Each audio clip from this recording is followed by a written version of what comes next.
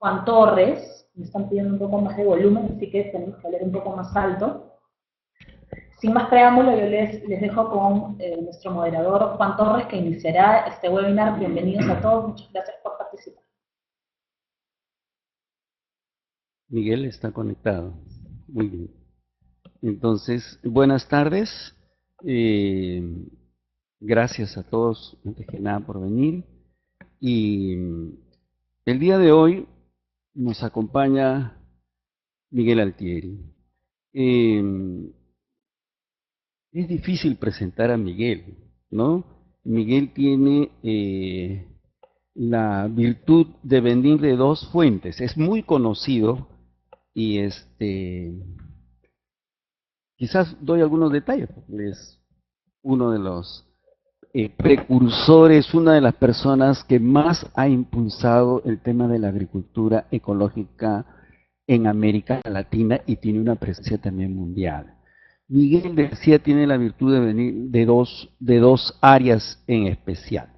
Uno es la parte de la producción, de la parte agronómica, y la otra es la vertiente de la ecología. Entonces, esto le da una especial capacidad de tener un gran angular para poder ver estas dos áreas de conocimiento, estas dos disciplinas que están muy unidas y que el día de hoy creo que va a ser gala de ese panorama que tiene él. Entonces Miguel va a tener una presentación, yo diría, motivadora en relación a los objetivos de este módulo número 1, que es el de establecer los conceptos que vamos a utilizar durante la experiencia de la comunidad.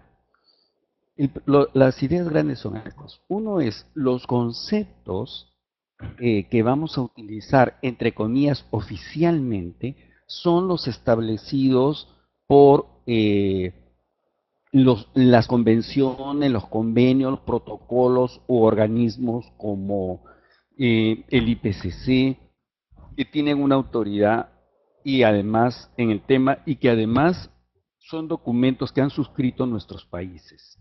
Entonces hay definiciones que podríamos llamar oficiales. Esto no quita que nosotros recojamos los matices que puedan tener los especialistas de acuerdo a su disciplina y de acuerdo a su historia, porque cada científico tiene su historia, para darle determinadas precisiones. Uno de los objetivos, entonces, además de los conceptos, es recoger estas perspectivas y luego con la sala de expertos establecer una especie de qué requisitos cuando nosotros vamos a implementar la adaptación en base a ecosistemas tenemos que tomar en cuenta. Con este breve preámbulo le doy el pase a Miguel. Un gusto tenerte, Miguel. Tú eres una persona muy conocida en el Perú, ¿no? Y a nivel de América Latina. Un saludo y comenzamos. ¿Me oyes, Miguel? Bueno, muchas gracias. Sí, se escucha. Muchas gracias, Juan, por esta Gracias. invitación para participar en el primer módulo de adaptación basada en ecosistemas. Yo me encuentro en este momento en Medellín, Colombia, donde tenemos un doctorado de agroecología y soberanía alimentaria. Y uno de los temas claves que estamos discutiendo, por supuesto, cómo vamos a desarrollar estrategias de adaptación, no solo estrategias ecológicas, sino sociales, para poder seguir produciendo alimentos en un mundo que va a ir enfrentando cada vez más cambio climático y variabilidad climática en forma muy rápida. Entonces empezamos la primera diapositiva, por favor. Bueno, todos sabemos que el IPCC, que es un grupo de investigadores a nivel mundial, están de acuerdo en que nosotros estamos experimentando lo que se denomina el cambio climático. Sin embargo, es importante definir destacar la diferencia entre variabilidad climática y cambio climático, ¿no? La variabilidad climática es la que experimentamos todos los días, ¿no? Se refiere a las variaciones en precipitación, temperatura, etcétera, de año a año, pero también de día a día, incluso de día a noche. Es la manera en que el clima fluctúa anualmente o diariamente sobre o bajo un valor promedio. Por ejemplo, existen algunas investigaciones recientes que están demostrando que la tasa del calentamiento varía en escalas diurnas y estacionales. Por ejemplo, la mayor tasa de calentamiento en las zonas, en las latitudes medias y altas, ocurre en el invierno y no en el verano, pero lo contrario ocurre en el trópico. O sea, en el verano, que llaman aquí la época seca, es donde se experimenta mayor calentamiento. Por otro lado, las temperaturas están incrementándose más en la noche que en el día, más rápido que en el día. Y esto tiene algunas implicaciones. Si por ejemplo pensamos en una planta, en un cultivo, ustedes saben que en la mayoría que la temperatura se incrementa en el día, eso favorecería la fotosíntesis. Si la temperatura se incrementa en la noche, eso incrementaría la respiración. Pero si la incrementa demasiado, entonces puede que exista un agotamiento de los carbohidratos que se acumularon durante el día en la fotosíntesis y se entrara en un proceso que se llama la fotosíntesis compensatoria. Es decir, los cultivos tendrían que hacer más fotosíntesis porque su tasa de respiración es mayor. Y eso podría tener implicancias en cuanto a rendimiento y cosas de ese tipo. Entonces me he referido al incremento de temperatura, que es básicamente quizás una de las manifestaciones más evidentes de la variabilidad.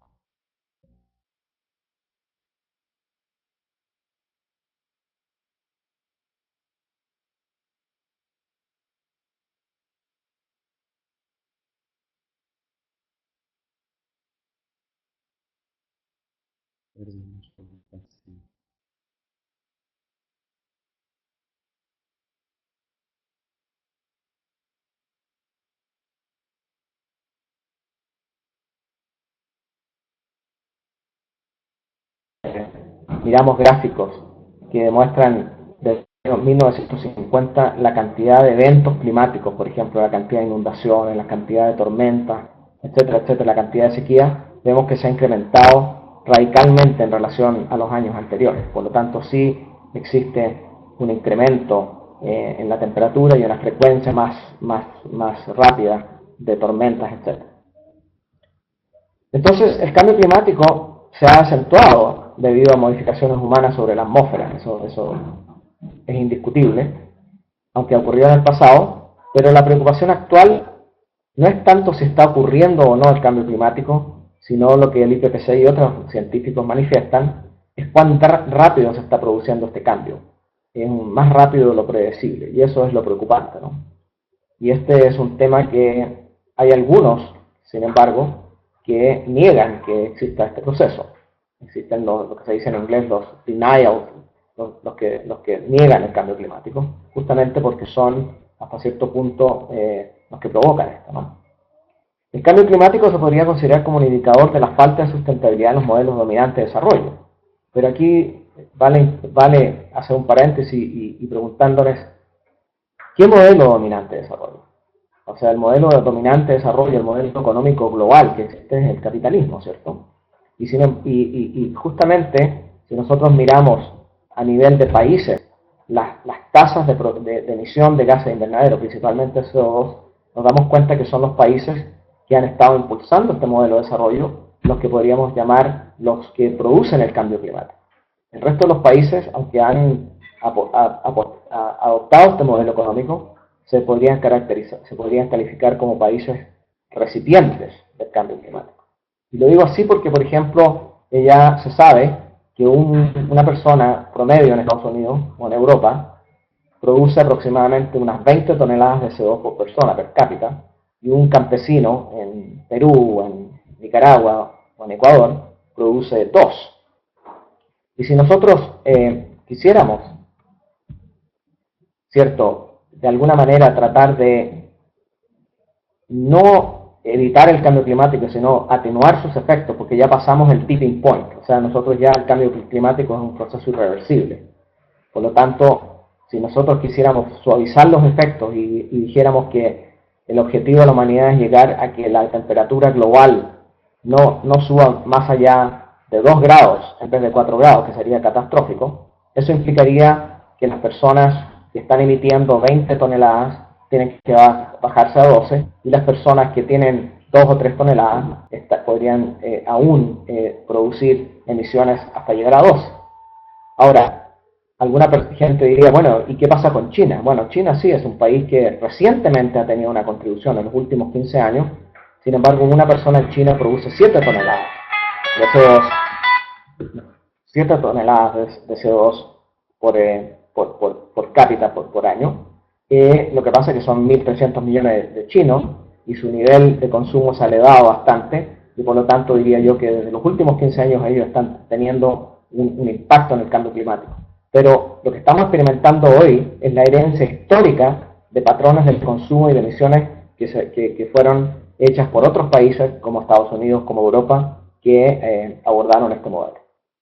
Entonces, ese es un punto de mucha debate, incluso a nivel gubernamental, que es lo que se refiere a lo que se llama la deuda, ¿cierto?, climática, o a la deuda ecológica de los países del norte con los del sur, que son los que están sufriendo mayores impactos de estos cambios climáticos sin haber tenido alguna contribución mayor para producir. Y ahí es donde salen los esquemas de, bueno, ¿cómo vamos a solucionar esto? Y es un tema que es de otro, me imagino, otro módulo, que tiene que ver con, ¿cierto?, los mercados de carbono y otras soluciones que muchas veces no van a la raíz del problema, sino que más bien tratan de lidiar con los síntomas, ¿no? Y como dijo Einstein, nosotros no podemos solucionar un problema con la misma mentalidad que lo creó, y por lo tanto cualquier solución de mercado al cambio climático, en mi opinión, no va a ir a la raíz del problema y va a seguir solamente justificando que ciertos países que puedan tomar ventaja de los mercados de carbono sigan con sus modelos y sus patrones de desarrollo.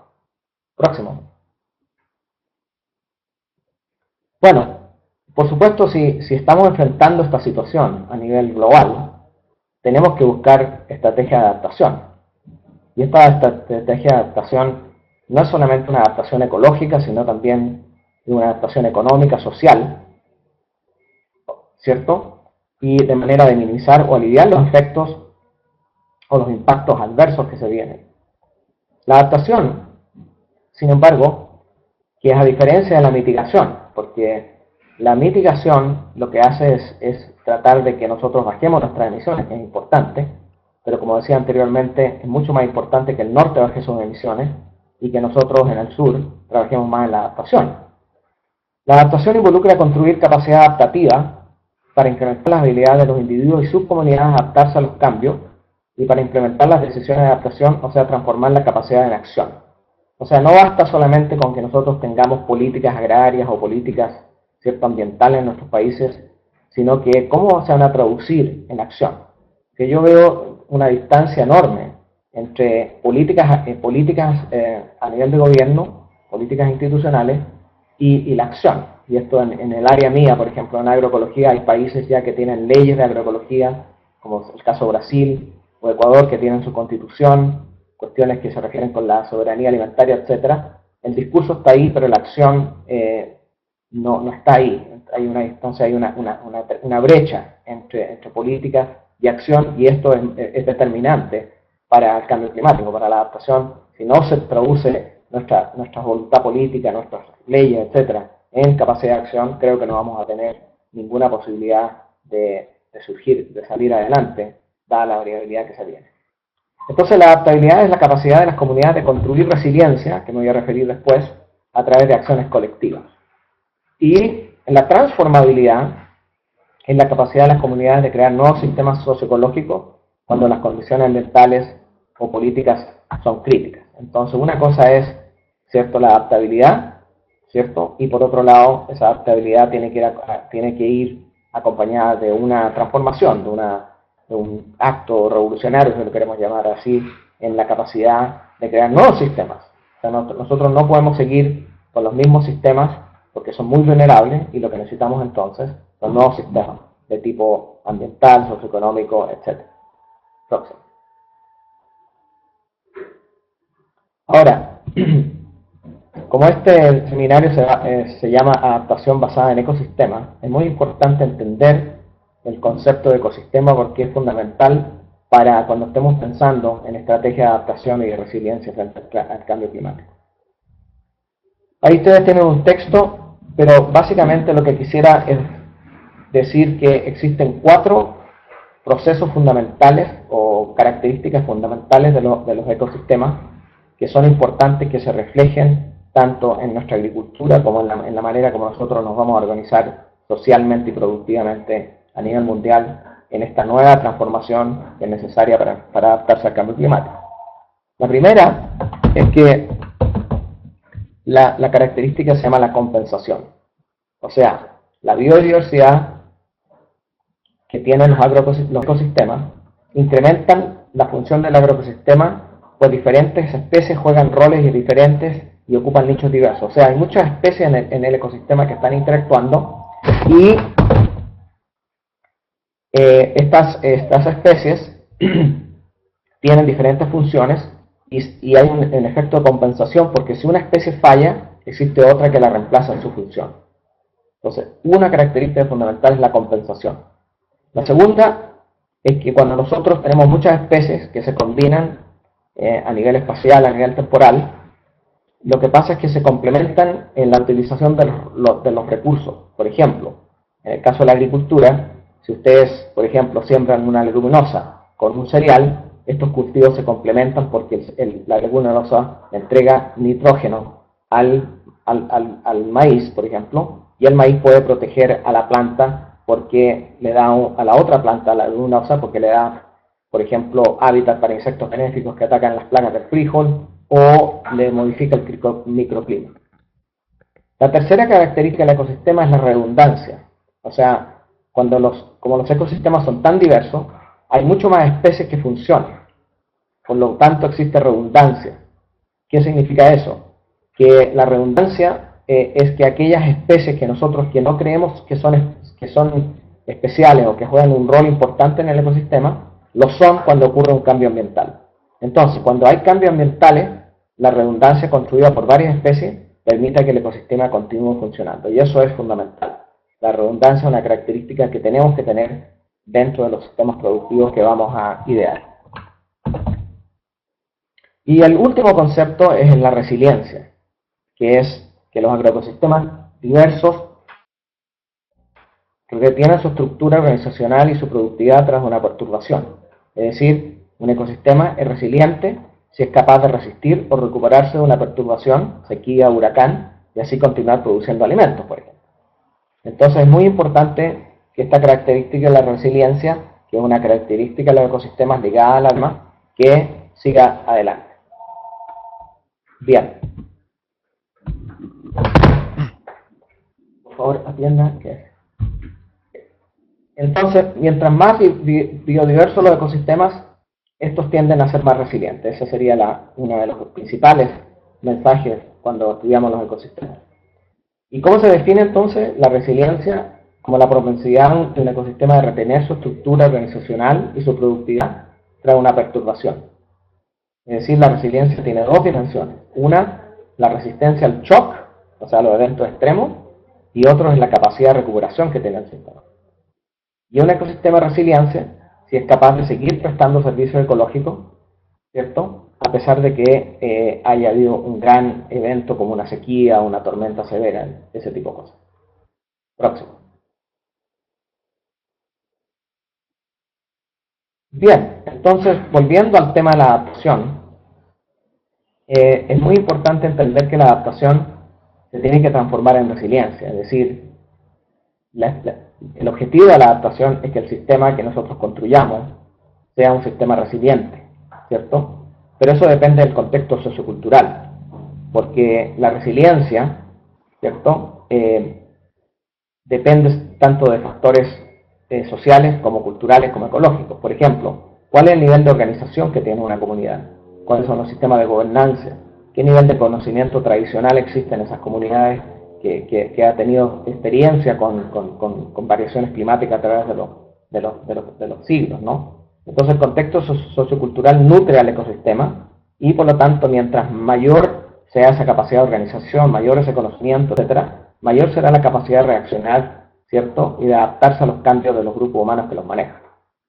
Entonces, por un lado, la resiliencia, ¿cierto? Depende del contexto sociocultural y de las características ecológicas también de los sistemas sobre el cual se experimenta el evento climático. Entonces, por eso que hablamos de los sistemas socioecológicos, porque los sistemas agrícolas y en general los sistemas que hemos construido nosotros como humanidad son sistemas que son el resultado de una coevolución entre lo social y lo natural, ¿cierto? Entre el ecosistema y la sociedad. Y un sistema socioecológico será vulnerable si ha perdido su resiliencia, lo que a su vez implica una pérdida de la capacidad de responder y adaptarse. Es decir, si los sistemas, la organización social no está en armonía con la naturaleza, ha perdido su capacidad de responder y adaptarse, y por lo tanto ha perdido su resiliencia. Y los ecosistemas son mucho más vulnerables en sus límites geográficos. Si nosotros empujamos el límite geográfico de una explotación agrícola a situaciones en que los cultivos, por ejemplo, que estamos introduciendo no se adaptan a esos nuevos ecosistemas y los forzamos en un ecosistema, serán más vulnerables. Y, por supuesto, como decía anteriormente, cuando los grupos humanos carecen de armonía social y su identidad cultural se ha erosionado. Es decir, en muchos casos los grupos sociales o el conocimiento tradicional se han erosionado a tal punto que ya no tienen una capacidad de responder como anteriormente y pierden su vulnerabilidad, aumenta su vulnerabilidad en forma dramática. Próximo. Entonces aquí quería entrar al tema de la vulnerabilidad y la capacidad de respuesta, que yo creo que son temas que nos han tocado bien en las definiciones oficiales, ¿no? Por un lado, quisiera referirme a las dimensiones de la vulnerabilidad. O sea, primero, para que una sociedad o un grupo de personas, una comunidad, sea vulnerable, tiene que estar expuesta a un proceso amenazante, ¿cierto? O sea, es la predisposición o sensibilidad de un área, de una comunidad que está en un área, a la amenaza que viene, que sería, por ejemplo, una sequía o una tormenta. Segundo, la amenaza, o sea, el evento climático que nosotros estamos sufriendo, tiene una magnitud, una intensidad y una frecuencia. Y eso va a estar relacionado con la vulnerabilidad. Porque mientras más frecuente, mientras más de mayor magnitud, de mayor intensidad sea el evento, o más frecuente, si el sistema es vulnerable, entonces el riesgo será aún mayor. Y la última es el impacto, que son los efectos del proceso amenazante sobre las características particulares ecológicas o sociales. Por ejemplo, la abundancia de ciertas especies, la calidad del suelo, los rendimientos de los cultivos, o la organización general. Entonces, el riesgo por el cambio climático resultante será un producto de una relación entre amenaza, vulnerabilidad y capacidad de respuesta. Y aquí hay una fórmula ahí que tenemos, que nosotros estamos trabajando, porque lo que estamos haciendo es que estamos identificando sistemas en diferentes partes de América Latina y nos hemos dado cuenta que a pesar de que, por ejemplo, hay una sequía, o a pesar de que, por ejemplo, hay una tormenta, un huracán, hay ciertos sistemas que han soportado y se han recuperado. Es decir, hay sistemas que son menos vulnerables y que tienen una mayor capacidad de respuesta. No todos sufren igual, no todos resisten igual, no todos se recuperan igual del cambio climático. Entonces, en esta fórmula que hay ahí, el riesgo se entiende como cualquier fenómeno de origen natural que significa un cambio en el medio ambiente que ocupa una comunidad determinada, a la cual está expuesta. Es decir, no estamos refiriendo a una sequía, un huracán, una inundación, etcétera, etcétera. La vulnerabilidad, por otro lado, como dice ahí, denota la incapacidad de una comunidad de productores para absorber, mediante el autoajuste, los efectos de un determinado cambio en su medio ambiente. O sea, también refleja la incapacidad para adaptarse a ese cambio que para la comunidad constituye un riesgo. Y la amenaza para una comunidad se considera como la probabilidad de que ocurra un riesgo, es decir, la intensidad y frecuencia, frente al cual esa comunidad particular y sus fincas son vulnerables.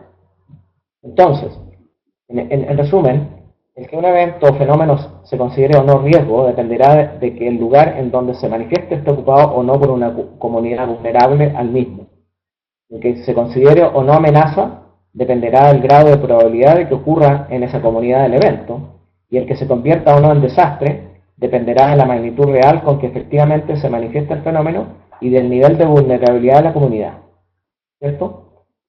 Pero como ven ahí, la vulnerabilidad en esa fórmula puede ser reducida por la capacidad de respuesta, definida como los atributos de los sistemas, de las fincas, por ejemplo, y las estrategias y manejos que usan los productores, que va a depender mucho de su organización social y su nivel de conocimiento tradicional y agroecológico, para reducir los riesgos de los eventos climáticos y para resistir y recuperarse de los daños causados por dicho evento. Entonces, en este caso, la adaptación, volviendo a la definición, se define como los ajustes que hacen los agricultores para reducir los riesgos. La capacidad de los agricultores de adaptarse se basa en sus reservas individuales o colectivas de capital natural y humano, que incluyen atributos como conocimiento tradicional, destrezas, habilidades generales y niveles de organización social. Entonces, yo quisiera decir que esta pequeña fórmula no es una cuestión teórica, sino que se puede traducir en una metodología que nosotros estamos desarrollando, que incluso pueden utilizar las mismas comunidades para evaluar su resiliencia. Entonces, por ejemplo, nosotros podemos llegar a una comunidad y desarrollar indicadores que nos permitan determinar la vulnerabilidad y la capacidad de respuesta que tenga una comunidad. La amenaza, por supuesto, sería la frecuencia, la magnitud y el impacto que tiene el evento. Y eso se podría estimar también en la comunidad. Por ejemplo, por la memoria histórica, cuán frecuentes son estos, cuál es la magnitud de estos eventos y cuál ha sido el impacto sobre los rendimientos, por ejemplo, de los cultivos, por decir un ejemplo. Ahora, la vulnerabilidad, nosotros podemos buscar indicadores que nos permitan determinar las características de los productores y su sistema de producción que determinan su exposición al riesgo. Por ejemplo, por darles un ejemplo práctico, ayer estábamos haciendo un ejercicio justamente aquí en una comunidad campesina. Si la vulnerabilidad de una finca, aquí en Antioquia, estoy en una zona montañosa, está determinada por un lado por la exposición que tiene la finca. Si la finca está expuesta a los vientos dominantes, va a ser más vulnerable. Su pendiente, si su pendiente es mayor, va a ser más vulnerable. La cobertura de suelo, si tiene o no tiene cobertura de suelo, cobertura de vegetación. Cuando vienen lluvias muy fuertes, se puede lavar el suelo, pero si el agricultor tiene una cobertura, ¿cierto?, reduce eso. La diversidad, si los cultivos, algunos son susceptibles a mucha humedad o a poca humedad y otros que son susceptibles a la sequía y otros no, etcétera, depende del evento. También, o sea, la diversidad es otra característica de la vulnerabilidad. Menos diversidad, más vulnerabilidad, y etcétera. Entonces, así se pueden desarrollar indicadores que los propios agricultores determinan y evalúan de una escala de 1 a 10, por ejemplo. Y la capacidad de respuesta tiene que ver con efectos como los atributos sociales y los manejos que hacen los agricultores. Por ejemplo, están organizados a nivel de la comunidad, porque muchas veces cuando venden eventos climáticos se rompen las unidades y ahí habría que ver si están organizados, si ellos tienen redes de ayuda, ¿cierto? Tienen reservas de alimentos que comparten entre la comunidad, etcétera, etcétera. Ese sería un indicador, por ejemplo. El otro indicador sería los manejos. Hacen prácticas de conservación de suelo, si están, por ejemplo, en laderas, o cómo manejan el exceso del agua, ¿cierto? O cómo, si en casos de sequía, cómo ellos incrementan la cosecha de agua, o tanto a nivel del agua de lluvia, o también a nivel del suelo, adicionando materia orgánica, por ejemplo, que incrementa la capacidad de absorción de humedad del suelo, etcétera, etcétera. Entonces todo eso se puede transformar en indicadores, y nosotros entonces podemos evaluar la resiliencia de los sistemas. Y entonces la resiliencia significa, aunque la amenaza no podemos hacer mucho sobre ella, nosotros podemos disminuir la vulnerabilidad y aumentar la capacidad de respuesta. Una vez que tenemos esos indicadores, si los indicadores, por ejemplo, de vulnerabilidad son muy altos, ¿qué cosas prácticas a través de la capacidad de respuesta pueden hacer los agricultores para reducir la vulnerabilidad? Por ejemplo, ¿qué prácticas de conservación de suelo? ¿Qué prácticas de manejo del agua? ¿Qué prácticas de diversificación del ecosistema a nivel de especie, a nivel de variedades? ¿Qué prácticas de organización social, etcétera, etcétera, ellos deben llevar adelante para poder entonces reducir la vulnerabilidad? Y eso entonces nos lleva a lo último, próximo, donde hay experiencias ilustrativas claras, concretas en América Latina. Hemos estado involucrados en un proyecto que se llama Redagres. Ahí ustedes pueden ver al final de esta diapositiva la página web, que es redagres.org. Y lo que hemos hecho es, en 8 países, hecho una serie de estudios, ¿cierto?, que nos están demostrando de que nosotros tenemos una riqueza muy grande de sistemas agroecológicos en América Latina que han demostrado que son más resilientes cuando vienen impactos como huracanes, sequía. Por ejemplo, en Cuba, en el año 2008 hubo 3 huracanes. Y ahí nosotros tuvimos la gran oportunidad, junto con algunos investigadores de Cuba y la ANAP, que es la Asociación Nacional de Agricultores Pequeños, de hacer una medición en Santi Espíritu, donde pudimos medir el impacto que tuvo los huracanes, principalmente Ike, que fue el más fuerte, sobre las fincas. Y nos dimos cuenta que las fincas más diversificadas fueron las fincas que más toleraron el impacto y que más se recuperaron más rápido. Lo mismo en América Central, un estudio que hizo Eric Hall Jiménez hace 2 años, de Niche, y después de medir, hacer una comparación lado a lado de sistemas diversificados, de campesinos típicos que usan policultivos, sistemas agroforestales, etcétera, versus sistemas de campesinos también, pero que entraron en lo que se llamaban los productos no tradicionales de exportación, y tenían monocultivos, ¿cierto?, de diferentes cultivos para el mercado del norte, y comparó la cantidad de derrumbes, porque muchas veces eso es lo que sucede cuando hay huracanes. No es tanto que el huracán sopla todo y lo destruye todo, sino también que se saturan los suelos y esos suelos sufren derrumbes. Bueno, los sistemas más diversificados, porque tienen capa vegetal, porque tienen raíces profundas cuando son sistemas agroforestales, etcétera, resistieron más el efecto del cambio climático. Y así, hay muchos estudios que se han realizado en México y en otros países que han demostrado lo mismo. Por ejemplo, en cafetales hay una tendencia de empezar a reducir la sombra en los cafetales, porque a lo mejor se puede lograr mayor productividad, pero sin embargo, en la medida que nosotros sacamos la sombra, además de afectar la biodiversidad y una serie de otras cosas, se incrementa la evapotranspiración de los cafetales. Entonces la pregunta es, ¿qué pasa? Claro, el café quizás puede producir más café con poca sombra o sin sombra, pero ¿qué pasa cuando viene la sequía? Bueno, cuando viene la sequía sufren esos sistemas y colapsan, ¿no? Y por otro lado, tenemos una larga historia de sistemas agrícolas milenarios en América Latina que nos dan lecciones de cómo se podría diseñar sistemas que sean resilientes al cambio climático. Y en ese caso, ahí mismo en los Andes, la gente que son de Perú, de Bolivia, conocen muy bien, por ejemplo, los sistemas de Waru Waru, que existen todavía en la parte de Puno, donde los agricultores milenariamente, y ahora se están renovando muchos de estos sistemas,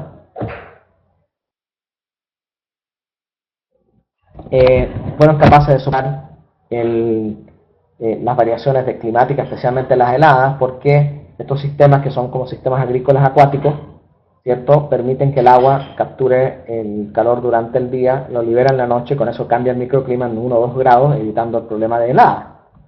Las mismas terrazas son bastante importantes porque tienen características hidrológicas muy importantes, y todo el manejo que se ha hecho de las terrazas a nivel comunitario, donde la gente no coloca todas sus parcelas solamente en una parte del cinturón agroecológico, sino que la dispersa a través de la montaña, una estrategia de minimizar riesgos.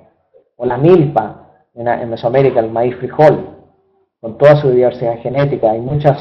Hay 8 o más razas de maíz en miles de variedades, por supuesto, que pueden crecer con 0 agua y 0 nivel del mar, o 3.500 milímetros de agua y a 3.500 metros sobre el nivel del mar. Tenemos una gran diversidad de semillas que se pueden adaptar a una cantidad de condiciones climáticas y de altura en el mundo. Los campesinos tienen en sus manos en este momento 1.9 millones de variedades.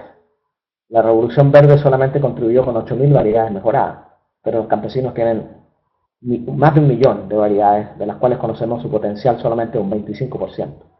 Y existen otros sistemas, por ejemplo, el orillado en el sur de Ecuador, donde los campesinos utilizan, cuando los ríos se van secando, van utilizando esos sistemas en formas muy innovadoras, ¿no?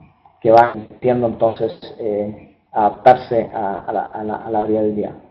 Y el otro proyecto que les quería mencionar, que ahí también aparece en la página web, se llama GIAS.org.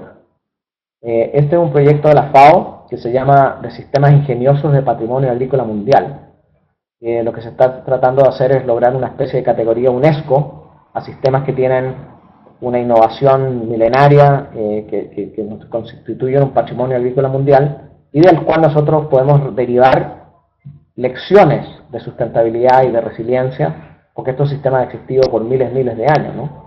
Entonces muchas veces mucha gente me dice, bueno, muéstrame un sistema de agricultura sustentable. Es cuestión de ir a uno de estos sitios de patrimonio y demostrar que son sistemas que tienen características sobre las cuales nosotros podemos basar la agricultura en el futuro. No se trata de que vamos a reconstruir estos sistemas tal cual, pero sí se trata de entender cuáles son las lecciones de resiliencia socioecológica que han permitido que estos sistemas, ¿cierto?, hayan funcionado por milenios y que aún existan.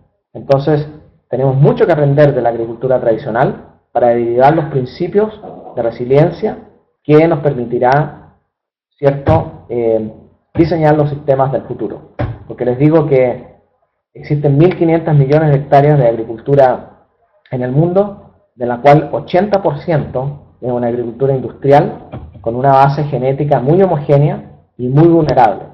En el año pasado, 2012, el antepasado, en Estados Unidos, en el medio de lo que se llama el Midwest, hubo una pérdida de 30% de los rendimientos de la soya y el maíz, que son básicamente transgénicos, porque hubo la peor sequía en los últimos 50 años. Entonces, nosotros no podemos, ¿cierto?, seguir dependiendo de sistemas agrícolas de cultivo de larga escala que son vulnerables, sin empezar a pensar de cómo nuestras fuentes de alimento en el futuro van a tener que salir de sistemas más resilientes. Y yo creo que la agricultura campesina, que ocupa el 20% de la tierra del mundo, pero que sin embargo produce el 50% de los alimentos que nos comemos, es el camino donde nosotros tenemos que invertir en estas lecciones de diseño de sistemas resilientes para la agricultura futura. Bueno, esos eran mis comentarios que yo tenía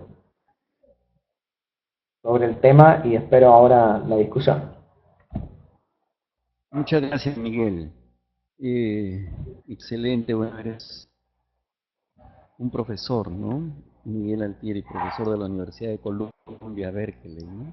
Entonces, Miguel, de acuerdo al programa, tenemos ahora unos comentarios complementarios a tu exposición que va a estar a cargo de Jacinto Bonfil, que es experto de la UNED y va a contribuir con la exposición excelente que acabas de hacer.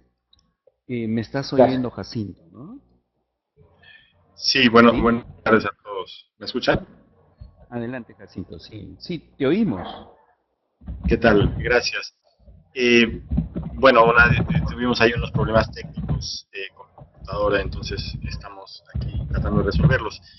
Y bueno, antes que nada, pues un agradecimiento a Miguel Altieri por esta excelente presentación, por la gran asistencia que hemos visto en este primer webinar del primer módulo de la comunidad de práctica. Estamos muy contentos por la respuesta. Y bueno, estoy en una posición un tanto comprometedora, ¿no?, para seguir después de esta excelente presentación y alguien con tanta experiencia y tanto nombre como Miguel Altieri. Entonces me voy a enfocar en puntos muy breves para dejar abierto el espacio a la discusión, que creo que es lo más valioso, y aprovechar que tenemos tanta gente y tanto conocimiento aquí reunido. En primer lugar, coincido con mucho de lo expuesto, coincido en que es indispensable empezar a generar otro tipo de desarrollo, otro tipo de agricultura, otro tipo de prácticas que integren conocimiento ancestral, que integren prácticas que se conocen y que se han aplicado desde hace mucho tiempo en esquemas diversificados. Y yo creo que ante el tema de adaptación al cambio climático o el tema de cambio climático, la respuesta principal tiene que ser la diversificación. Entonces, partiendo de lo que puede suceder, me gustaría que pudieran ver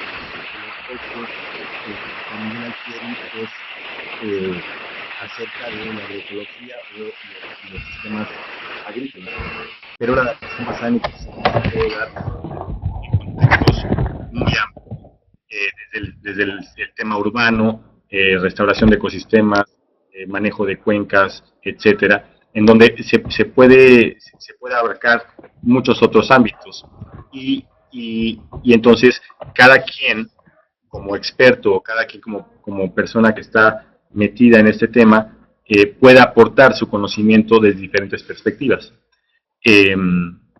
Entonces se me hace muy relevante empezar por el tema agrícola, ya que es una actividad fundamental, pero no dejar de lado otro tipo de actividades que se pueden incluir dentro de la adaptación basada en ecosistemas y que ayudan a la resiliencia de las comunidades a incrementar su capacidad adaptativa.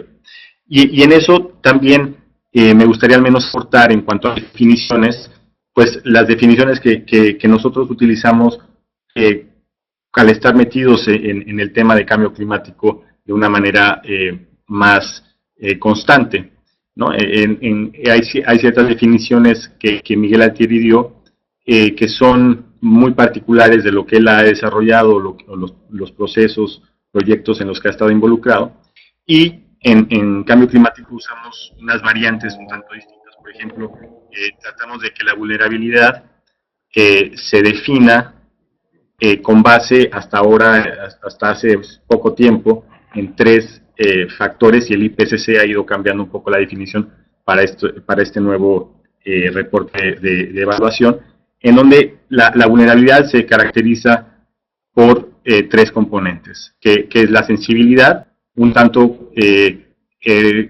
lo que Miguel estaba refiriendo como vulnerabilidad. La sensibilidad tiene que ver cómo los cultivos o el sistema se puede ver afectado por cierta amenaza, que están sensibles a cierta amenaza. La exposición es la magnitud de la amenaza, ¿no? Como él se refería a huracanes o sequías, etcétera, y a lo que él llamaba capacidad de respuesta, nosotros le llamamos capacidad adaptativa, ¿no? Entonces, son términos similares, pero para no crear confusión los expongo, y obviamente todas estas definiciones estarán colgadas en su momento en la biblioteca. Como para hacerlo un símil un tanto chusco que a veces utilizamos, si hablamos de vulnerabilidad y los 3 componentes, y si lo comparamos con una pelea de box, entonces la exposición es qué tanto nos pega el contrincante, la sensibilidad es qué tanto nos duele cada uno de esos golpes, y la capacidad adaptativa es qué tan buena es nuestra defensa o qué tan rápido nos podemos esquivar esos golpes, ¿no? Entonces, como para tener un poco la idea de estas definiciones. Y obviamente lo importante no es la definición, sino cómo se aplica en el contexto práctico.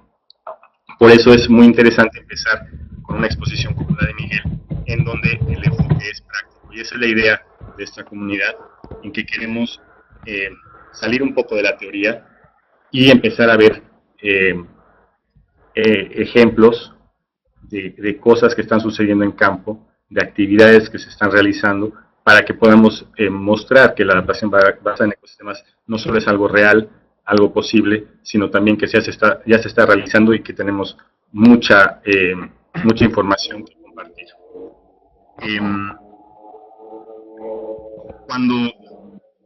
Como estamos también abordando un tema un tanto nuevo, que ya se sabe de hace mucho tiempo, pero que le estamos dando otro contexto, ya que hay una gran oportunidad con el tema de cambio climático de hacer sinergias entre varias cosas que antes no se estaban desarrollando, o hacer ese desarrollo de una manera un tanto diferente.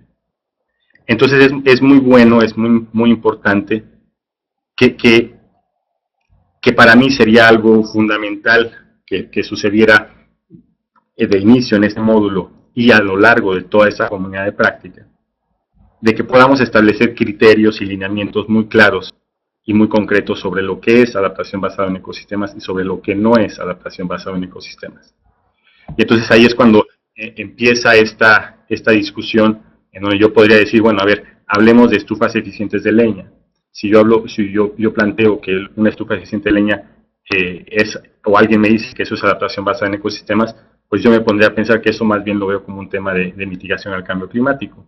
Ahora que si me dicen que una estufa eficiente de leña acompañada con un esquema de reforestación y de manejo sustentable de leña para nutrir esas estufas eficientes, entonces ya estoy empezando a ver más el tema de adaptación basada en ecosistemas. Lo mismo podría suceder, por ejemplo, con unos invernaderos, ¿no? Un invernadero no es adaptación basada en ecosistemas.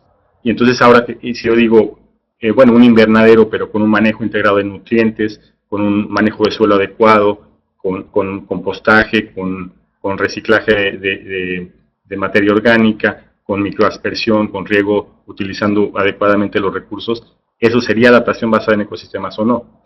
Y no se trata de que entablemos este debate en este momento, o tal vez sí, pero sobre todo lo que quisiera es que ese debate se dé a lo largo de la comunidad de práctica, que podamos definir estos criterios claros, cuáles son los requisitos mínimos para que un proyecto, una experiencia, pueda ser considerada como una adaptación basada en ecosistemas y sobre todo tener una manera de monitorear y de medir los resultados. Y lo mismo sucede con la vulnerabilidad. Aunque tengamos diferentes definiciones de vulnerabilidad o diferentes maneras de medir el riesgo, tendríamos que tener como mínimo los criterios para decir, bueno, esto es un análisis de vulnerabilidad, ¿qué es lo mínimo que yo debo de saber sobre la vulnerabilidad para decir que estoy midiendo los indicadores adecuados? Y entonces para eso es el segundo módulo también, en donde hablaremos más al respecto de estos términos generales y vamos a establecer como esas bases a partir de este módulo con las definiciones, con estos criterios que estamos tratando de abordar sobre lo que sí es adaptación basada en ecosistemas, sobre lo que no es adaptación basada en ecosistemas, y a partir de ahí también en el segundo módulo cómo se realiza un análisis de vulnerabilidad, cómo se mide esa vulnerabilidad, cuáles son los indicadores que se pueden ir midiendo a partir de un análisis más global o a partir de un análisis más local. Como Miguel estaba explicando, hay indicadores muy particulares a nivel de finca que se pueden medir y que pueden dar una indicación de la vulnerabilidad. Entonces todo depende también de la escala a la que se trabaje y en eso también depende la adaptación basada en ecosistemas. Podemos tener miles de prácticas pequeñas que se agregan al incremento de resiliencia de toda una serie de comunidades a partir de adaptación basada en ecosistemas. O podemos tener toda una gran estrategia como país para promover conectividad ecológica, para promover la conservación de recursos naturales y áreas protegidas, el manejo sustentable del suelo, el uso adecuado del suelo, etcétera, que también podría considerarse como adaptación basada en ecosistemas. Entonces vuelve a ese punto de que es súper importante tener criterios adecuados para definir lo que es y lo que no es. y los lineamientos para guiar los proyectos o las actividades y experiencias que tengan que ver con este tema. Creo que eso es, a grosso modo, lo que yo quería aportar. Obviamente, venir después de Miguel Altieri es complicado, entonces espero que haya al menos aportado en generar un poco de dudas o un poco de discusión que se pueda ir haciendo en el módulo actual, que para eso es esta sala de expertos, para que entre los expertos puedan definir esos criterios principales, esos lineamientos, y después abrir esos lineamientos y criterios al resto de la comunidad para compartirlos y que todos estemos de acuerdo sobre esto, al menos en esta comunidad de práctica. Esto es lo que llamamos adaptación basada en ecosistemas, y de ahí, digamos que sería como la cancha del juego, las reglas del juego, y seguimos jugando. Y para mí es verdaderamente un placer estar compartiendo este espacio con ustedes y ver sobre todo la respuesta y contar con la presencia de Miguel. Entonces, muchas gracias y creo que es buen momento para abrirlo para preguntas y respuestas. Muy bien. Gracias, Jacinto.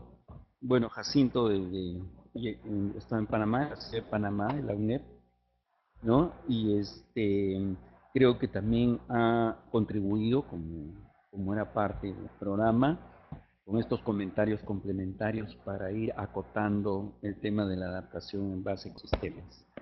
De acuerdo al programa, tenemos ahora un espacio de 30 minutos para preguntas de los asistentes. Entonces, está abierta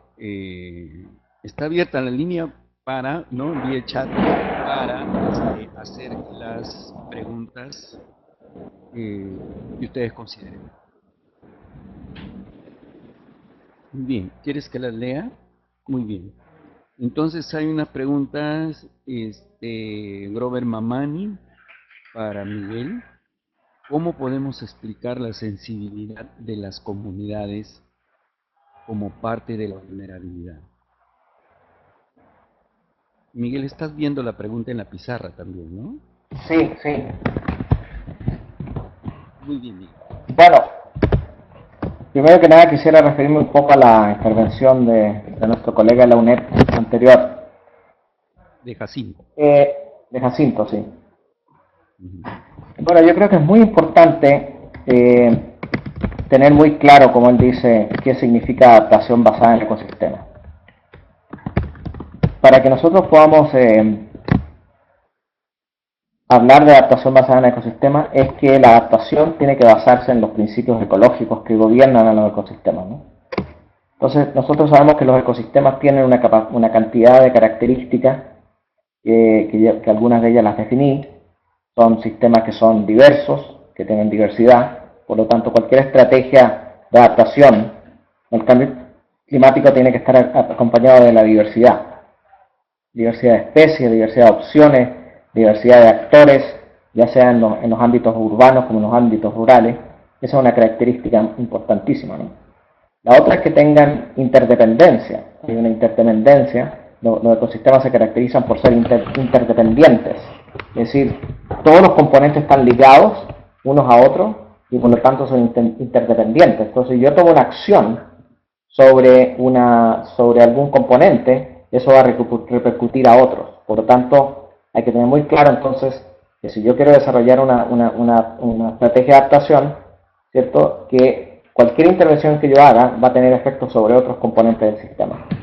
También hablé de que estos sistemas tienen una capacidad importante de compensación, una capacidad de resiliencia, una capacidad de redundancia, y que también son sistemas que son autorregulados.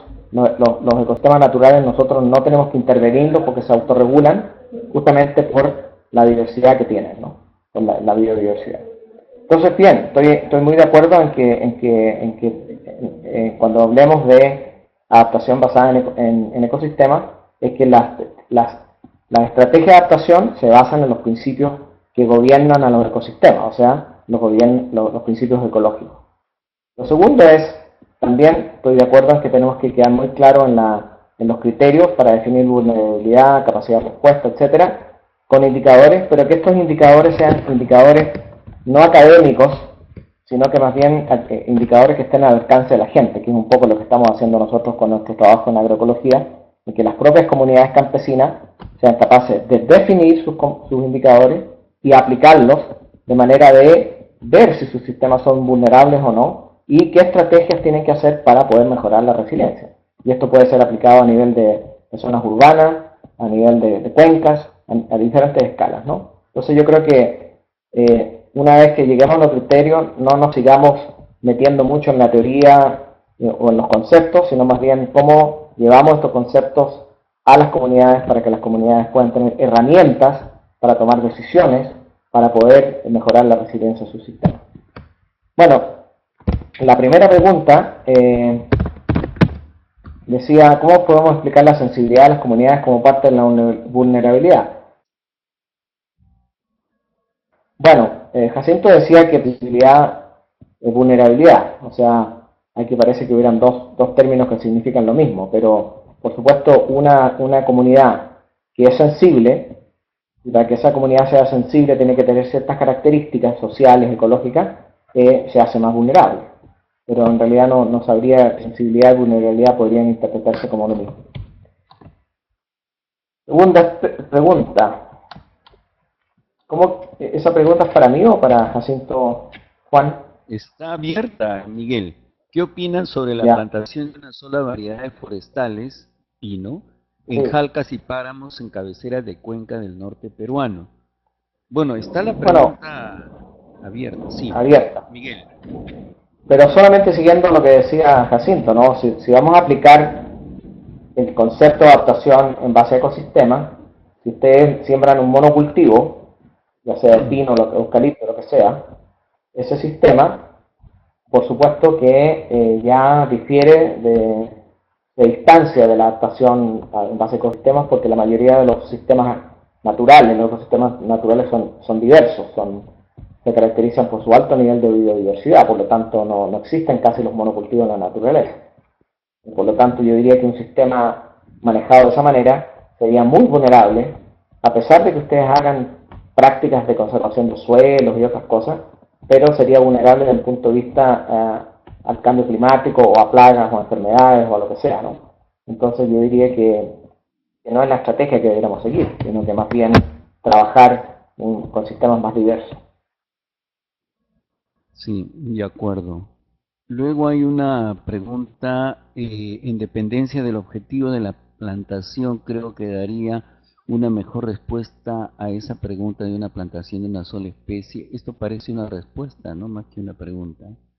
Karina Aranda, en los Andes, aparte del empleo de terrazas, tecnología eminentemente prehispánica, se puede considerar el sistema de rotación de cultivos en función de características de terreno, el acceso al agua, etc.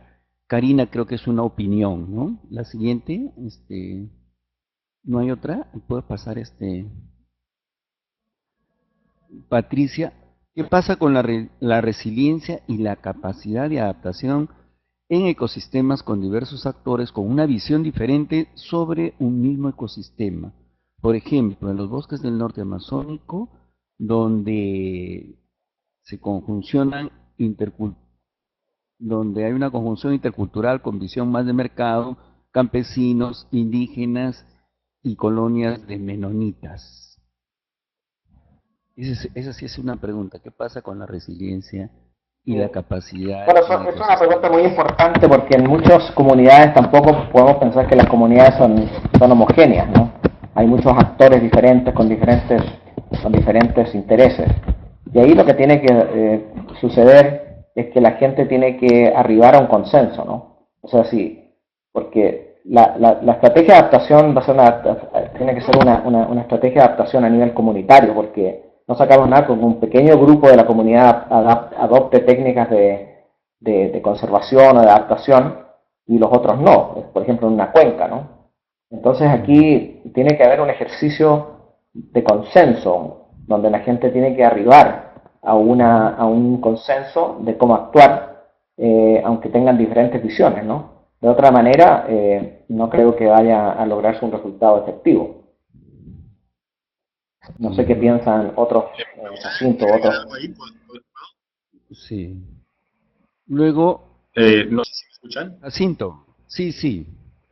Sí, concuerdo totalmente con lo que dice Miguel. Me gustaría dar un ejemplo un poco teórico, pero algo que hacíamos en mi trabajo anterior bastante interesante, en donde en talleres, en donde estábamos tratando de promover, integrar el tema de adaptación en programas de conservación, poníamos a los que estaban ahí a hacer un juego, en donde en el juego dividíamos el grupo digamos, hacíamos el ejercicio en dos partes. En la primera parte, dividíamos el grupo en 7 o los que fueran diferentes grupos, digamos, que representaban cierta cosa, alguien, una tortuga que querían salvar, alguien un bosque, alguien un grupo de madereros, etcétera, ¿no? Cada quien tenía su propio tema al que se querían adaptar y entre ellos buscaban una solución. Una vez que encontraban esa solución, después mezclábamos a todos esos grupos y los poníamos en una sola mesa. Entonces, donde tenían que confrontarse los madereros con los de la conservación de cualquier mono o de la tortuga o los de la ciudad que habían sido desplazados, etcétera. Y entonces ahí se veía como todos habían pensado en la solución de una manera individual por sector, y después a la hora de juntarse todos, era muy complicado encontrar la solución conjunta, ¿no? Y normalmente siempre escogían el mismo lugar para implementar su solución. Y entonces ahí es totalmente lo que dice Miguel, se tiene que encontrar un consenso, un acuerdo, en donde los diferentes puntos de vista y las ventajas de la estrategia que cada uno de los sectores está tratando de implementar se ponga sobre la mesa y se evalúe, y obviamente se tomen en consideración criterios ecológicos de sustentabilidad, de adaptación al cambio climático a largo plazo, para que las estrategias sean viables, ¿no? De lo contrario, pues se generan el mismo tipo de desarrollo que hemos estado teniendo durante todo este tiempo. Gracias, Jacinto. Tueros pregunta si la presencia de los incendios forestales en los últimos años en la Amazonía peruana será un indicador del cambio climático o será un indicador de la irresponsabilidad de los grupos de personas que viven en esos lugares. Bueno, parece una pregunta bastante puntual. Sí, yo creo que tiene que... Miguel. Los incendios forestales, por ejemplo, en enero en Chile hubo muchos incendios forestales causados por seres humanos. Sin embargo, se hicieron especialmente vulnerables los bosques a la quema debido a la sequía. Entonces yo creo que los dos factores se complementan, ¿no? Si la gente sigue quemando en forma irresponsable, pero los sistemas están cada vez más vulnerables porque son cada vez más secos, o porque el cambio climático favorece a que se desarrolle el fuego, hay mayor cantidad de combustible, qué sé yo, entonces por supuesto que se van a hacer cada vez más fuertes. Bien. Felipe pregunta o menciona sobre las políticas de cada país, las famosas agendas blandas, me imagino, entre países. No entiendo muy bien la pregunta. Ahora vamos a ver si Felipe la completa.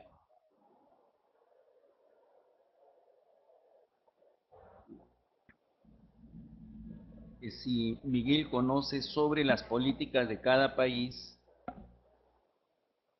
y las famosas agendas blandas entre países. Si tienes algún comentario o algo sobre esto, Miguel. Es que realmente no entiendo la pregunta, o sea, solamente mencionar que es importante tener políticas a nivel de país, pero como decía anteriormente, esas políticas tienen que transformarse en acción concreta. Y lo que estoy viendo es que tenemos mucho discurso y hay una distancia muy grande entre lo que dicen las políticas y la acción en el campo, ¿no? Yo creo que hay que acelerar acelerar la implementación de las políticas, porque estamos hablando de casos muy...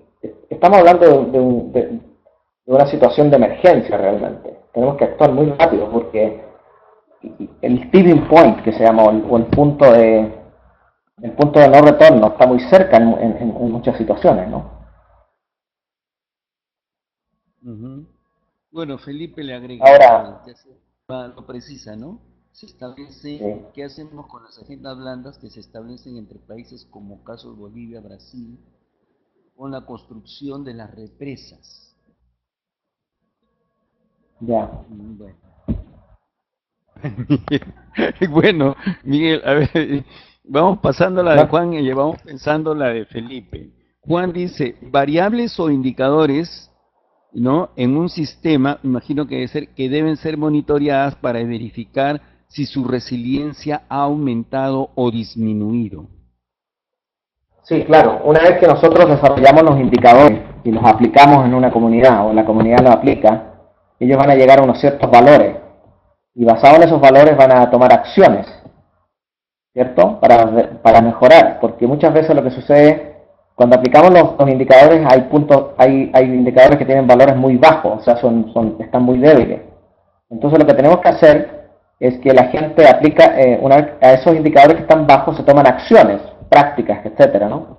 Y después hay que, con esos mismos indicadores, 6 meses después o un año después, la comunidad tiene que hacer un monitoreo nuevamente para ver si realmente han mejorado o no mejorado esos indicadores que estaban débiles. Ujú. Muy bien, aquí hay otra pregunta. Bueno, usa el nombre Pantano de Villa. Es importante reconocer que el cambio climático es mucho más que solo el incremento de la temperatura. La temperatura, como dice Miguel Altieri, es solo la manifestación. El cambio climático en el fondo tiene que ver con los cambios de energía a nivel de depósitos de energía, los mares, por ejemplo, y a nivel de flujos de intercambio de energía, huracanes, como cédulas de liberación de energía. ¿Algún comentario, Miguel, sobre Sí, esto? bueno, el cambio climático es muy complejo, o sea, aquí está interactuando la masa terrestre, está afectando los mares, está afectando la atmósfera, y la acción antrópica, ¿no? Entonces es una cuestión súper compleja. Lo que pasa es que los síntomas que nosotros vemos, o las manifestaciones que nosotros vemos, son las que sufrimos todos los días, tienen que ver con incremento de temperatura, tienen que ver con incremento de eventos, de lluvias o de sequías. O sea, se empiezan a alterar los regímenes de temperatura, los regímenes de humedad, pero no se deben solamente a la acumulación de gases de invernadero, sino que eso afecta también la dinámica, como él dice ahí, de energético a nivel del mar y los intercambios que existen de energía entre los diferentes sistemas, entre la atmósfera, entre el mar, etcétera, ¿no? Ujú. Tony pregunta, ¿cuál sería el primer paso para aplicar una adaptación en base a ecosistemas en la parte alta de una cuenca? Bueno, en la mayoría de los casos tenemos que en la parte alta de la cuenca donde nace el agua, si nosotros miramos la mayoría de los trabajos que se han hecho exitosos, digamos, de recuperación de cuenca, de restauración de cuenca, es que en la cuenca se tiene que reforestar, en el tope, en la parte alta de la cuenca, ¿no? Porque eso es como la esponja, ¿no? Que absorbe el agua y regula los ciclos hidrológicos. Y ese sería uno de los caminos fundamentales, ¿no? de realizar. Ahora, esto no se puede generalizar todas las cuencas porque hay cuencas y cuencas, ¿no? Las cuencas de los Andes, las partes altas realmente no se caracterizan así por bosques, como sería, por ejemplo, diversos, como sería el caso, por ejemplo, de una cuenca acá en el trópico, ¿no? Entonces pero lo importante es, la cuenca en la parte alta es una parte fundamental donde nace el agua y donde tienen que tomarse todas las acciones para proteger el agua, proteger también que no haya erosión, porque eso se va a traducir en efectos abajo de la cuenca, y por lo tanto la protección de la parte alta de la cuenca es fundamental para el funcionamiento del resto de la cuenca, ¿no? Ujú. Sí, la siguiente. ¿Habrán sitios de definiciones, hay sitios de definiciones sobre adaptación basadas en ecosistemas? Bueno, eso está en la bibliografía, en la biblioteca inclusive de la misma, del mismo portal de la comunidad, hay definiciones, entre comillas, oficiales sobre adaptación en base a ecosistemas. Y en el lapso de la semana vamos a colgar también un conjunto de de fichas a modo de un PowerPoint donde vengan las definiciones que utilizan los instrumentos internacionales, convenios, convenciones, protocolos. Salas pregunta, ¿incorporan el concepto de elasticidad de sistemas sociales y ecológicos, me imagino, en la adaptación a base de ecosistemas? Miguel. No entiendo bien a qué se refiere a elasticidad, pero me imagino que esa interacción entre los grupos sociales y los grupos entre los grupos sociales y los ecosistemas es una interacción continua que va cambiando, que es elástica y que es flexible, ¿no? Y tiene que, pero por otro lado, tiene que tender hacia la armonía entre los grupos sociales y la naturaleza. O sea, lo importante es que los grupos sociales no hagan demandas al ecosistema más allá de lo que ese ecosistema puede proveer, porque el ecosistema está proveyendo servicios ambientales a esos grupos sociales que lo manejan, pero si se sobrepasa la capacidad de ese ecosistema, se puede quebrar estos servicios, los préstamos de los servicios ecológicos que hace el ecosistema. Entonces tiene que haber una armonía en el sistema, en el sentido de entender de que el ecosistema tiene un cierto punto de equilibrio que si se pasa más allá, si se demanda más allá de lo que necesita, de lo que puede proveer, entonces o se extrae más de lo que se retorna, entonces ahí se podría producir un punto de quiebre. Fabiola Parra te pregunta si como es importante considerar la diversidad entre los agroecosistemas. ¿Podrías comentar acerca de las estrategias de diversificación de actividades de manejo de ecosistemas que tradicionalmente se observan en las sociedades tradicionales? Bueno, la estrategia de diversificación del manejo de ecosistemas en sociedades tradicionales incluye el manejo de la diversidad dentro del agroecosistema. O sea, una característica de los agroecosistemas tradicionales es su alto nivel de agrobiodiversidad.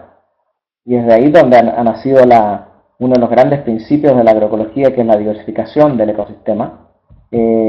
Ha nacido justamente de la observación de que los sistemas tradicionales, o sea, las sociedades tradicionales, campesinas, indígenas, han manejado sus ecosistemas agrícolas justamente con ese principio de la diversificación. Entonces, esa diversificación, que se manifiesta muchas veces en diferentes especies, en diferentes variedades, está ligada a la diversidad cultural, porque están acompañadas de un conocimiento, cómo se manejan esas variedades, cómo se manejan esos cultivos, esas mezclas de cultivos, esas mezclas de árboles, están todas ligadas a un conocimiento que es el que nutre esos ecosistemas. Por lo tanto, no es posible seguir preservando modos de manejo de agroecosistemas en forma diversificada si no se conservan también los sistemas culturales que han nutrido esos sistemas, ¿no? O sea, el conocimiento tradicional, la diversidad cultural es fundamental. Elena Kotler pregunta, si la adaptación se debe dar en un contexto local. En México las acciones son promovidas desde el nivel gubernamental, lo cual lleva a que es importante primero modificar las instituciones para lograr que sean mucho más flexibles y adaptativas. ¿Hay alguna experiencia al respecto? Bueno, yo creo que es importante que todo esto que estamos hablando se tiene que traducir a nivel, se concreta, se cristaliza a nivel local. Cuando hablamos de estrategias de adaptación, estrategias de resiliencia, etcétera, si ustedes quieren buscar ejemplos, van a encontrar que son experiencias locales, a nivel de las comunidades, a nivel de una región. No conozco así un modelo donde un país tenga una estrategia nacional de adaptación y que se manifiesta a nivel nacional, sino que se manifiesta a nivel local y muchas veces son productos de iniciativas de las comunidades y también a veces con los apoyos de los gobiernos locales. Ahora, a nivel nacional lo que se puede lograr es una política, ¿cierto?, que tiene que respetar también la diversidad ecológica, cultural y económica del país, porque los países no son homogéneos. Y entonces, estas políticas, una vez que se implementan, van a tomar diferentes formas, ¿cierto?, de acuerdo a las condiciones culturales, económicas, sociales de cada región, de cada localidad. Por lo tanto, yo no veo que lo que va a existir es una estrategia nacional. Sí, va a existir una política nacional, pero que su manifestación va a ser muy diversa de acuerdo a las diferentes localidades, ¿no? Y claro, para que existan, ¿cierto?, a nivel gubernamental políticas que implementen o que promuevan la adaptación, esas instituciones tienen que cambiar. Lo que pasa es que las instituciones también tenemos que entender que a nivel de gobierno hay diversos intereses, ¿cierto? Están tanto los intereses de las grandes multinacionales que niegan el cambio climático y no les interesa promover adaptación, como también existen cierta gente que representa los intereses de las comunidades indígenas o campesinas, etcétera, que sí están buscando que existan leyes a ese nivel. Ahora, ¿cómo se resuelve eso? Va a ser difícil, sin embargo no es imposible. Brasil, por ejemplo, tiene una ley nacional de agroecología, que se logró a través de la lucha de muchos años por parte de los movimientos rurales, sociales, y que hoy en día lo importante es que se implemente. Y ese es el otro paso, la otra gran lucha que hay que dar, porque no es solamente, como decía yo, tener políticas, sino que se implementen. Y eso es a veces muy conflictivo. Mario Luis, en algunas comunidades del noroccidente de Guatemala he visto áreas grandes reforestadas solo con una especie de árbol. ¿Qué aconsejan para mejorar la biodiversidad y para evitar la vulnerabilidad? Bueno, nuevamente, estas plantaciones, por ejemplo en Chile, en mi país, donde desde existen millones de hectáreas que han sido hoy en día plantadas con pino y eucaliptos para los mercados internacionales, principalmente China, Japón, etcétera, son grandes modificaciones de paisajes con monocultivos que son muy vulnerables, pero que son muy rentables para las empresas por un tiempo, ¿no?, hasta que agotan el suelo o hasta que esos sistemas son afectados por el cambio climático. Ahora, si estos proyectos de reforestación que se hacen en Guatemala, donde se refiere aquí Mario Luis, y esos sistemas, sobre todo si son pinos locales, porque hay especies de pinos en Centroamérica que no es el Pinus radiata, sino son especies de pinos locales, autóctonos. Ahí lo que se podría hacer es pensar en modelos agroforestales o silvopastorales, donde se pueda crecer pino con otros árboles, con otros cultivos o con otros animales. Existen, por ejemplo, casos interesantes de plantaciones de pino con pasto debajo y después con animales que están pastando, ¿no? Y eso puede ser un modelo. O sea, no conozco la realidad de esa zona, pero sí se podría pensar en reforestación diversificada que tiene múltiples objetivos, ¿no? No solamente productivos, sino también de conservación. Maruja Gallardo, la reforestación y ampliación de la línea de bosque. Es el caso, como en el caso que se da en Cusco con el Coyolete, se podría como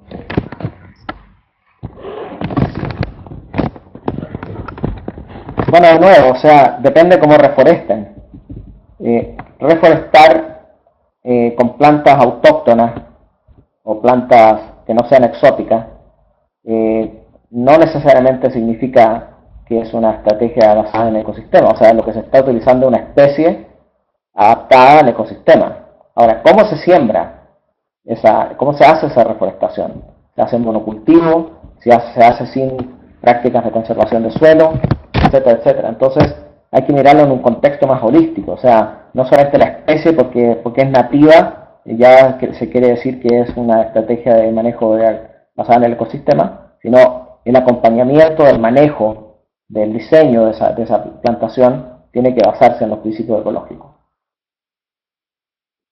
Entonces, Tatiana Sandoval, a propósito de los conocimientos tradicionales, ¿cómo recuperar el conocimiento tradicional en la comunidad si muchas de estas cuencas tradicional por uno más moderno, sobre todo los más jóvenes?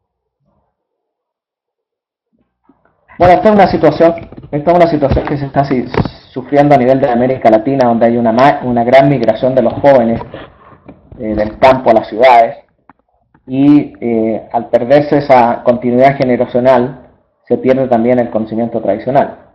Y eso es una realidad que estamos enfrentando, como decían, en muchas regiones. Sin embargo, hay esfuerzos interesantes a nivel de la comunidad, a nivel regional, donde se está creando escuelas de formación de jóvenes, para que esos jóvenes entiendan no solamente cuestiones técnicas, sino también el valor de sus comunidades y de volver a sus comunidades, ¿no? Y me refiero aquí a las escuelas de lo que se llama la Vía Campesina, que es una organización mundial de campesinos, que tienen en América Latina 4 escuelas que se llaman los Institutos Agroecológicos de América Latina, y que no solamente forman a los jóvenes en cuestiones técnicas, sino también a nivel político, es decir, entender por qué son pobres, por qué su ecosistema, por qué no existen oportunidades en las zonas rurales, por qué tienen que emigrar a las ciudades. Cuando ellos entienden eso, entonces ellos se comprometen en quedarse en las comunidades para reconstruir y sus comunidades luchar por buenas oportunidades y revertir ese éxodo, ¿no? Porque muchas veces lo que pasa con estos jóvenes que se van a las ciudades, después no encuentran las oportunidades que creían que iban a encontrar. Y entonces, quedarse en sus comunidades puede ser una ventaja en el futuro. Lo que pasa es que eso tiene que ir acompañado por políticas que también apoyen al sector rural, para que los jóvenes encuentren que es atractivo quedarse en el campo, porque hay oportunidades de educación, porque hay oportunidades de mercado, porque hay una serie de oportunidades, ¿no? Y Tony pregunta cómo iniciar un proyecto de adaptación en varios sistemas en la parte alta de una cuenca bastante afectada por el monocultivo de chayote, ayota, y la frontera agrícola aumenta día a día. Bueno, esto es una realidad que están sufriendo muchas comunidades rurales que solamente han adoptado sistemas de producción basados en el mercado, ¿no? En que tienden hacia el monocultivo, hacia la especialización y básicamente sus sistemas, como decía, responden solamente a necesidades económicas, ¿no? Entonces ahí lo que hay que hacer es nuevamente un trabajo con toda la comunidad, ¿no? Que entiendan cuáles son las implicaciones de eso, ¿no? En el sentido de que estamos nosotros enfrentando un escenario en el cual la especialización, una estrategia adaptativa frente al cambio climático, y que por lo tanto es importante que ellos, además de producir chayote para la exportación, para los mercados, sean capaces también de empezar a pensar en una estrategia más diversificada para su propia autonomía, para su propia autosuficiencia alimentaria, ¿no? Porque muchas veces pasa que estas comunidades se especializan y de repente los precios de los mercados caen al suelo y no tienen qué comer. O viene un huracán y se rompen los caminos y quedan incomunicados por 2 o 3 meses y la comunidad no tiene qué comer. Entonces, es muy importante pensar que una de las estrategias fundamentales de las comunidades, sobre todo rurales y también las urbanas, es que la capacidad de producir alimentos es una estrategia adaptativa fundamental. Piensen ustedes en las ciudades, por ejemplo. Una ciudad como Sao Paulo, o una ciudad como la Ciudad de México, tiene que importar 6.000 toneladas diarias de comida. 6.000 toneladas diarias de comida. Piensen en lo que significa eso, la distancia, la energía que se gasta, las emisiones que se hacen, y lo vulnerable que es una ciudad que tenga que importar tanta comida. Si ese flujo de comidas por alguna razón, por cambio climático, se rompe, quedan absolutamente vulnerables. Entonces yo diría que no es que los agricultores no sigan produciendo chayotes para los mercados, pero sí es importante que los agricultores también piensen de que esa dependencia de un solo cultivo los hace muy vulnerables. Vargas dice, en ecosistemas que albergan biodiversidad endémica y por lo tanto son altamente sensibles a cualquier cambio, ¿es posible pensar en resiliencia de este ecosistema? Ya vamos cerrando las preguntas, ¿no? Son las últimas. Adelante, Miguel. Bueno, no sé qué se refiere a biodiversidad endémica, o sea, biodiversidad que es única de esa zona, pero si es un sistema biodiverso, ¿por qué va a ser sensible? ¿Por qué va a ser sensible ese sistema, no? Por lo tanto, en mi opinión, si son biodiversos,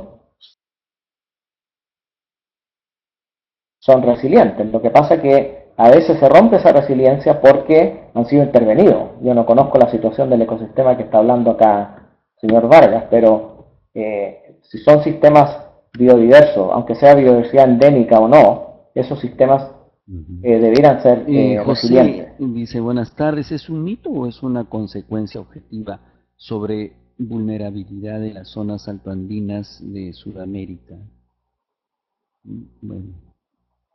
Bueno, las zonas altas es un comentario, ¿no? Pero yo diría que la vulnerabilidad, nuevamente, hay que ir a las definiciones que ya se discutieron, ¿no? Para que la gente entienda de qué estamos hablando, ¿no? Pero no entiendo eso de que es un mito o una consecuencia. O sea, el hecho que pensemos que son vulnerables, perdón, que son resilientes, porque tienen conocimiento tradicional, etcétera.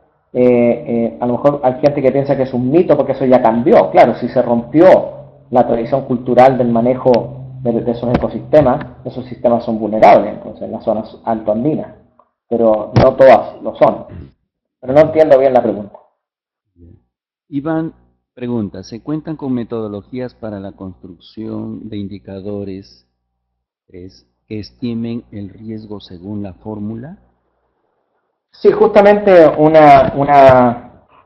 hubo un link ahí, un enlace que yo vi, que creo que lo van a colgar ustedes. Hay un número especial de un libro que sacamos nosotros como Redagre. Redagre es una red de agroecología y resiliencia al cambio climático, de investigadores en 8 países, donde hemos sacado ahí las metodologías para poder hacer este tipo de medición de los indicadores. Así que les recomiendo a aquellos que están interesados en conocer metodologías prácticas, vayan a ese número especial que aparece en ese enlace. Nabel dice, todos los años muchas regiones sufren inundaciones. En una región de llanos, ¿cuál sería el primer paso para lograr que su ecosistema sea más resiliente? Bueno, hay sistemas que han sufrido inundaciones y los agricultores los manejan de diferentes maneras, ¿no? Por ejemplo, acá en la zona del Chocó, en Colombia, hay zonas que sufren inundaciones y durante esa época ellos no manejan los sistemas agrícolas. Tienen árboles sobre los cuales han sembrado árboles, sobre los cuales sigue la producción de comida, y en la época en que las inundaciones se retiran, ellos ahí siembran arroz y otros cultivos que aprovechan la humedad y los sedimentos que dejó la inundación, ¿no? Por lo tanto, yo creo que sería interesante si estas inundaciones han sido, digamos, milenarias, tienen que existir ahí agricultores que se han adaptado a esas fluctuaciones y de ahí comenzar, ¿no? Ese es el punto de partida. ¿Qué había ahí? ¿Qué sistemas se utilizaban dado que las inundaciones eran fenómenos frecuentes? Doctor Altieri, ¿cree que las recuperaciones de los ecosistemas serían un buen principio para la adaptación basadas en ecosistemas, especialmente en las zonas costeras de los países? No entiendo bien la pregunta, pero los ecosistemas se recuperan a través de un proceso que se llama la sucesión. Entonces, cuando uno corta un bosque, por ejemplo, ese bosque tiende a recuperarse a través de un proceso de sucesión, en el cual primero aparecen unas plantas pioneras que van preparando las condiciones para los otros estados hasta llegar nuevamente al bosque, ¿no? Entonces, claro, sí, este es un principio fundamental, la sucesión, como un proceso ecológico que sucede en los ecosistemas, es un principio ecológico que debiera guiar, cuando es aplicable, a la adaptación basada en ecosistemas. Roberto te pregunta, ¿existen diferencias significativas entre la adaptación basada en ecosistemas y la adaptación basada en comunidades? Bueno, yo creo que, no sé a lo que se refiere bien, pero toda la adaptación que estamos hablando son en ecosistemas que han sido modificados por los humanos. Y por lo tanto, el manejo, la adaptación basada en ecosistemas va a implicar la participación de los humanos con su conocimiento, con sus estrategias. Por lo tanto, no veo contradicción entre las dos. Yo creo que la adaptación basada en ecosistemas tiene que involucrar las comunidades locales. Y Rodrigo, finalmente, cierra con la pregunta, los comités de atención de emergencia, el acceso a agua por tubería, el acceso a centros de salud, ¿son ejemplos de indicadores para capacidad adaptativa, para sistemas sociales? ¿Qué ejemplos de indicadores de capacidad adaptativa para sistemas biológicos recomiendan? Bueno, como decía, los sistemas sociales tienen que tomar medidas de organización social, de redes, etcétera, que les permita entonces implementar las estrategias de manejo de los ecosistemas, ¿no? Entonces, indicadores de capacidad adaptativa para sistemas biológicos, nosotros utilizamos muchas, ¿no? Por ejemplo, diversidad. Si un sistema tiene diversidad o no, para nosotros tiene mayor capacidad adaptativa o no. Si ese sistema tiene una capacidad de reciclaje de nutrientes, por ejemplo, porque tiene la capacidad de poder incorporar materia orgánica en forma constante, ese sería otro. La actividad biológica del suelo, un suelo que sea biológicamente activo, tiene una mayor capacidad de descomponer la materia orgánica que otro. Entonces, hay muchos sistemas biológicos, muchos indicadores, y por eso que les recomiendo que miren este enlace que redagres.org. Ustedes van a encontrar ahí con muchos artículos y libros que justamente ilustran estos indicadores, tanto sociales como ecológicos, para medir la resiliencia de los sistemas. Miguel, para seguir con las figuras deportivas de Jacinto, has respondido todas las pelotas en este tenis de no sé cuántas preguntas que te han hecho, pero bueno, yo creo muy interesante. Yo creo que hemos aprendido bastante, indudablemente que la vedette de la reunión ha sido el concepto de ecosistemas, que viene con toda una familia de palabras, como agroecosistemas, que usas mucho, servicios ecosistémicos, y finalmente adaptación en base a ecosistemas. Ese viaje desde la naturaleza al concepto de medio, al concepto de ambiente, al concepto de ecosistema que acota mejor, creo que ha sido muy ejemplificador el día de hoy, ¿no? En verdad, creo que en los siguientes módulos vamos a seguir acotando el tema, como también lo sugiere Jacinto. Así que pensamos en que vamos a tener mucho que hablar sobre este tema, sobre todo ecosistemas. Creo que viene junto con ecosistemas el tema del cambio climático, el tema de la adaptación. Se ha hablado mucho de diversidad y se ha hablado mucho de conocimientos tradicionales. Creo que ha sido una excelente tarde. Bueno, es Miguel Altieri, pues también, ¿no? Entonces, y Jacinto, genial. Cuelguen sus preguntas pendientes en la web de la comunidad para retomarlas, ¿no? Y también yo creo que Miguel nos puede ayudar a responderlas después con más calma, ¿no? Las escribe, ¿no? Muchas gracias, Miguel. Muchas gracias. Muchas gracias, Jacinto. Muchas gracias a todos los que han venido. Los hemos esperado, la sala ha estado llena. y de varios países, ¿no? De todos los países. Ya pasaremos las cifras de los que han asistido o los que han venido a ver. Durante estas 2 semanas vamos a seguir tratando el tema, o sea que no se agota hoy día, sino nos quedan 2 semanas. Y el día 31 de marzo iniciamos el módulo número 2, vulnerabilidad e impacto del cambio climático. Otra vez, en relación a la adaptación en base a ecosistemas. La fecha del próximo webinar en relación con ese tema de vulnerabilidad y de impacto del cambio climático en la adaptación en base a ecosistemas, ya la haremos llegar. Una vez más, gracias Miguel, gracias Jacinto, gracias a todos por venir, buenas tardes. Muy buenas tardes, gracias. Gracias.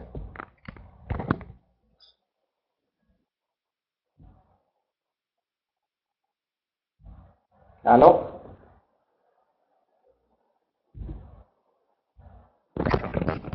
Miguel, Miguel, ¿aló? Ahí.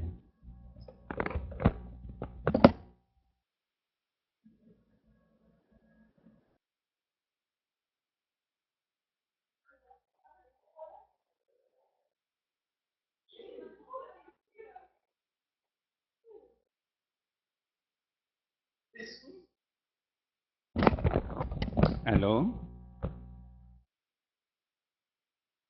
¿Nos están oyendo?